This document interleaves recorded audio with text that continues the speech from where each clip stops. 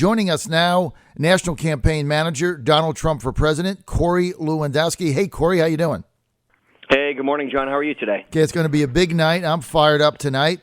And let me start with this so our audience knows. Corey Lewandowski now in charge of winning primaries. Paul Manafort has joined the Trump campaign team in New York. He's in charge of the delegate selection and the national convention and getting the delegates that he needs right now. So a little bit of a division of responsibilities. But look, Corey, one big happy family, right? Well, look, I want to say right from the onset, and this is very important for all of your listeners to know, that we're going to grow our team and we're going to work cohesively, and that's what we're doing here. And there's been a lot of talk in the media about this divide, which is just not true. You know, what it really comes down to is we want to have the best team in place, and Paul and now Ken Mayo and Rick Wiley and the rest of the team that we brought on board, Ed Brookover, Barry Bennett. Look, our team is going to grow, and we need to be ready for what is going to be a massive Democrat onslaught come November. And the only way to do that is to put good people, the best people around, work cohesively so we all have one goal. And that one goal is to ensure that the Democrats do not take the White House for another 4 or 8 years. So it's a privilege to be working with everyone. We're a great team, and we're continuing to get better every day. Well, that's what you have to do. And obviously you're growing into a national organization, and you've got to still win these primaries. But then behind the scenes there, you've got to get the delegates, as we spent a lot of time in our show talking about. And I want to get right to today and start by saying last week in New York when I was there live at Trump Tower, by the way, thanks for having me. That was fabulous. I appreciate it and what everybody did for us up there. I predicted right on the phone to Donald Jr., you guys will win 92 of the 95. And Donald was like, what? And I was spot on. You're going to end up with exactly that, 92 of the 95. Now, Corey, we go into today. I think you're going to win on the first ballot in Cleveland, but you got 5 primaries today, and I want to tell everybody the delegates at stake, and then we'll go over them. Connecticut 28, Delaware 16, winner take all, Maryland 38, winner take all, Pennsylvania 71, that's convoluted, Rhode Island 19, and then next week, of course, Indiana 57. I think tonight you guys are going to run the table, win all 5. Am I right?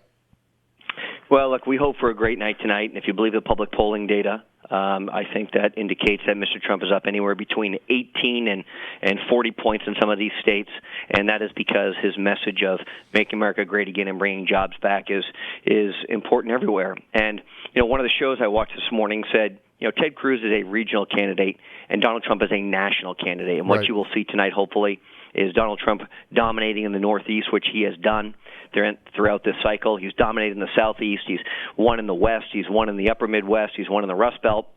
He's the only candidate in this race who, after tonight, will not be mathematically eliminated from winning the nomination on the first ballot.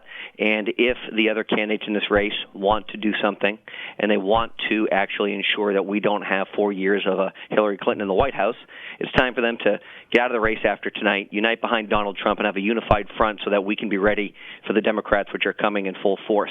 So I think tonight we're going to hope for a great night tonight. The numbers are very good. Mr. Trump had a stop in Rhode Island yesterday, 2 stops in Pennsylvania.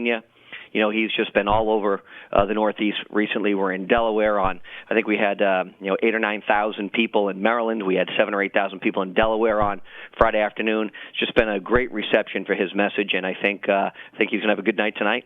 Hey, I want to give a shout out also to your Northeast political director, Michael Rubino. I know you gave him a promotion after he won Virginia with very little resources, and he ran New York also, and he's doing a fabulous job. He really is, and let me say something. You know, what this campaign has been able to do, as you know, with such a small team, and that's one of the reasons why we're expanding, is because we've had such a small team of dedicated, hardworking people who have, you know, as has been widely reported, we have spent less money on this campaign and had the best results. And that's what this country needs. That's the mindset our country needs, is to spend less money and get better results. And Mike Rubino epitomizes that. He did an excellent job in Virginia. He did an unbelievable job in New York. And right now he is poised for a very, very good night on behalf of the campaign to do well up in the Northeast here. So he's been a great addition to our team. Look, you're going to have a big night tonight, no doubt. There's 172 delegates at stake. There's a number of them in Pennsylvania. We're really not going to know the outcome of that because a bunch of names are on the ballot. Nobody knows which names belong to which candidate. But other than that, there's 118 delegates that we're aware of. I think you're going to win the overwhelming majority of those and go on to a very, very big night tonight. Delaware 16, winner take all, you're going to win that. Maryland 38, winner take all, you're going to win that. Connecticut 28 is not winner take all, but you're going to win almost all of those, probably 26 of the 28. The same goes for Rhode Island. 19, you'll probably win all 19 of those. So basically the only thing that's convoluted is the Pennsylvania system, which nobody can figure out. And, of course, that's Paul Manafort's job now, and hopefully he's got that figured out, right? Well, yeah, I mean, look, the delegate work is so difficult, and it's something that Paul has a comparative advantage in. He's been involved in delegate counting for a long time, so, we want to entrust him and have entrusted him with our delegate work. There's no question he's one of the very best in the country at this, and it's a tough job to do, whether you're electing delegates directly, as they do in Pennsylvania, or you're going after those unbound delegates in some other states. And then, as you know, there are candidates who are in the race who have since suspended their campaign that still have delegates, so we've got to go and talk to them. Our goal is very simple. Receive more than 1,237 delegates before we go to Cleveland and have the nomination locked up. And that is the only thing that is going to unite the Republican Party. And I think between last week in New York and hopefully tonight in the 5 states, we'll have had the opportunity to redefine and remind everybody that Donald Trump is the clear and dominant front runner in this race. We'll have hopefully picked up between 140 and 160 delegates between last week and this week. We had about 90 or so last week, so we're hoping for a good night this week. And if that's the case, Ted Cruz, again, he becomes mathematically eliminated tonight unless he wins 98% of the delegates, which he's not going to do. Our path is very clear moving forward, and if it is really for the good of the Republican Party, and Senator Cruz said this just a few weeks ago, he asked rhetorically why John Kasich was still in the race when he couldn't mathematically get to be the nominee. And we pose that same question to him today. Unless Ted Cruz wins 98% of the delegates remaining, which I don't think is going to happen, after tonight he becomes mathematically eliminated. So, is this really about making sure that we elect a Republican as the next president of the United States, or is there some other ulterior motive here? And I would suggest that it's time to unite the party, bring everyone together, put all of our resources behind the front runner, who is Donald Trump, and make sure that everybody knows that we will ensure that Hillary Clinton is not the next president of the United States. Well, look, Senator Cruz is going to get mathematically eliminated tonight. There's no doubt without it. He'll probably be out by about 8:05 when all these start to go down. But I want to get to Indiana next week because the way my math has it, May 2nd, you guys win Indiana. That's 57 delegates, winner take all. You're going to be the nominee on the first ballot because you're way ahead in some of these other states. So I think it's going to be fait accompli after that. But what do you think about this deal of the losers where Cruz mathematically eliminated, Governor Kasich, that, by the way, has only won one primary out of like 50, he's going to be mathematically eliminated, making this deal and basically saying in some states, vote for me, don't vote for the other guy. I mean, look, I've been covering this stuff, Corey, since 1975. I have never seen this type of a deal made. To me, it's desperate, it's despicable, and I think it's an insult to the intelligence of voters out there. And I'm telling you, I think this is going to backfire on them. What say you?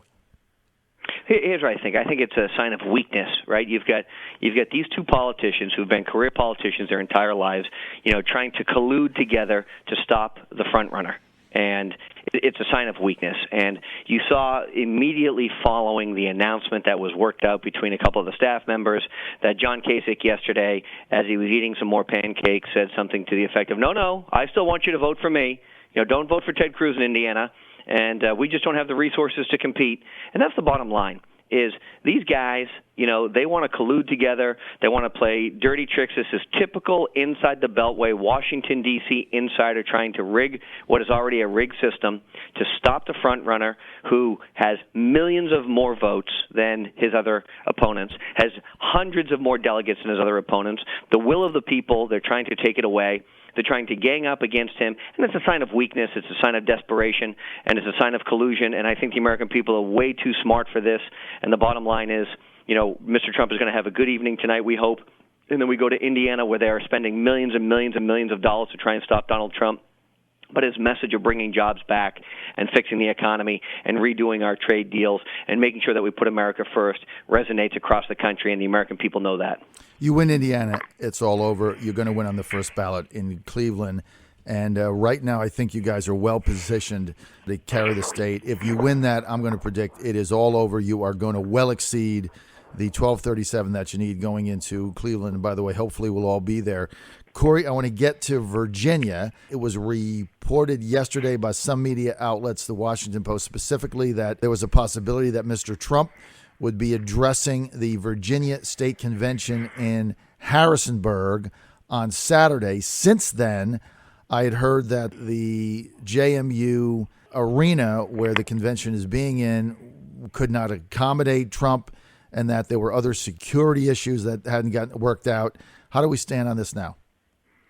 Well, so Mr. Trump's schedule, as you can imagine, is extremely full, and we're still trying to make sure that he can be in as many places as possible. He's actually going to be, and this has been widely publicized, in Washington, D.C. tomorrow giving a major foreign policy speech. Mm-hmm. And then we're going to go directly to Indiana because of the importance of that. So we'll be out in Indiana tomorrow night, and I think it has also been widely reported that the legendary coach Bobby Knight is going to be with us on Wednesday night. So we're in Indiana on Wednesday and Thursday, and then we've actually going to be heading out to the West Coast. So the schedule for the weekend has not officially been confirmed, but I can tell you that Virginia has been such a great state to Mr. Trump, and he has so much respect for it, and we're going to do everything we can to make sure that we have the best delegation and best delegates going to the convention in Cleveland that will be supporting Mr. Trump on the first ballot. Okay, so it sounds like you're not sure if you're going to be there. It doesn't look to me from the people I talked to yesterday that the center where the convention is going to take place is going to be able to get this to get worked out. That was just my take on it. But look, we're going to get hammered with delegates in Virginia. There's no question that in district after district and in the state, Cruz people have outmaneuvered the Trump people, which is new, and we're going to get hammered, except for my district. I think all three of us are going to win. Other than that, it just doesn't look good to me. And, I mean, I'm just going to ask a blunt question. You know, this is what Paul Manafort is supposed to be in charge of. I don't see anything happening here. Look, I don't want to go down there. We're a team here. This is a very difficult process is what it comes down to. As you know, delegate selection work is something that plays for the second and third and fourth ballot, and what we are focused on right now is winning on the first ballot. So Ted Cruz can go and try and elect all the delegates that he thinks are going to be helpful to him on the second or third or fourth ballot. But we're playing for the first ballot. We're playing to win. And, you know, what Mr. Trump says, and I agree with this, is if you're a boxer and you go to an unfriendly territory, you never lose if you knock the guy out. And the only way to knock him out is to do it on the first ballot. And that's our goal. Our goal is to have 1,237 delegates or more going into that first ballot. And so all this extra talk and discussion about, you know, Ted Cruz stealing delegates or whatever it may be, it's really irrelevant when you figure once we walk into the convention with more than 1,237 delegates that Donald Trump is going to be the Republican nominee.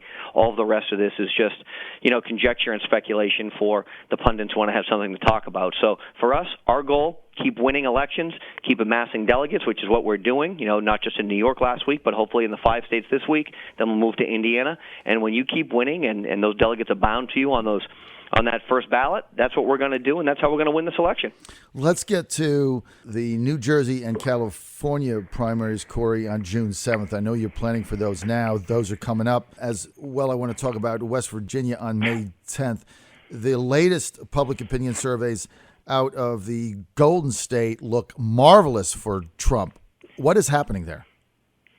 Look, our numbers, not just in New Jersey, but obviously in California, look really strong right now. Again, it's a message of jobs. It's a message of illegal immigration. It's a message of building a wall and protecting Americans. And so that message resonates everywhere. And I think you're going to see that in West Virginia, which is a state that's been decimated by bad trade deals. You're going to see this in California, a state that's been decimated by illegal immigration and crime out there. And also trade deals. And what you'll see right across the board in New Jersey is you've got a winner-take-all state. Our operation in New Jersey is very strong. We're proud to have the support and endorsement of Governor Chris Christie, who has helped make sure that Mr. Trump is the preferred candidate on the ballot in almost all of the counties there. So we feel very good, and that's a winner-take-all state. It's 51 delegates as you move towards the end of this process. And you've also got states like New Mexico and Montana and Washington and Oregon, which have not traditionally been a focal point for Republican candidates. And so what you see for the first time in what is truly a generation is a Republican presidential primary which is taking place in all 50 states and the 6 U.S. territories that have voting privileges. And this is going to go right to the end. Let's not kid ourselves. We know that even if Mr. Trump has a dominant evening tonight and has the privilege of winning in Indiana next Tuesday, that we're going to continue to fight hard in Nebraska and West Virginia and Oregon, California, right across the board, so that not only are we looking for that 1237, but we're going to look for as many delegates as we can. If that's 1,400 or 1,500, we will leave no stone unturned. And Mr. Trump has spent a lot of time on the road traveling. We've got that trip to California, as I said, planned this weekend. And so we'll be out there, and we will make sure. And the system is unique because in California, with 172 delegates available to you, right, they're allocated based on the congressional districts. And so the issue there clearly becomes you have to campaign in each of those respective districts in order to achieve those 3 delegates there. So there's a lot of time to be spent in California, and we are very, very focused on making sure we do whatever it takes to be successful there. Well, look, if you win 150 of those 172, which I think is possible right now, you're going to be way over 1,250, and it's going to be fait accompli when you get to Cleveland, and hopefully everybody can unite. I got a couple of more minutes. I know that Mr. Trump is making a very influential foreign policy speech tomorrow, and can you give us a little insight on what that might involve? I think what you're going to see is you're going to see a detailed policy speech from Mr. Trump. It's going to be his first major foreign policy speech. It's going to be delivered in Washington, D.C. I can tell you it's something that he has spent a lot of time on, a lot of thought, and I don't want to get out in front of him on it, but I think what you're going to better understand and what the people will better understand is his vision for the role of America with both our allies and our enemies moving forward, and understanding that we are the dominant superpower in the world. But that also has to be reminded that we can't be everyone and the world's policeman all the time, to the cost and detriment of our own country. So I think he's going to lay out his vision of what that looks like under a Trump administration, and I think it's going to be something which is going to be exceptionally well received in the community. All right, we look forward to that, and that'll be on Wednesday. What? Tomorrow. Tomorrow, yep, tomorrow. Right, Wednesday. Okay, I keep getting mixed up. And we predict you guys are going to run the table tonight. I think you're going to do very, very well, and then I think you're going to win Indiana next week. I'm going to try to get out there as well. I want to thank National Campaign Manager for the Donald Trump for President campaign, Corey Lewandowski, for being with us today. He's been here from the beginning, saying that right now not sure if Mr. Trump will be in Harrisonburg on Saturday. I'm saying probably isn't, because I don't think they can get the logistics worked out, but we'll find out. Hey, Corey, good to have you with us, man. Always a pleasure. John, thank you so much. I appreciate it. All right. Corey Lewandowski, National Campaign Manager, Donald Trump for President.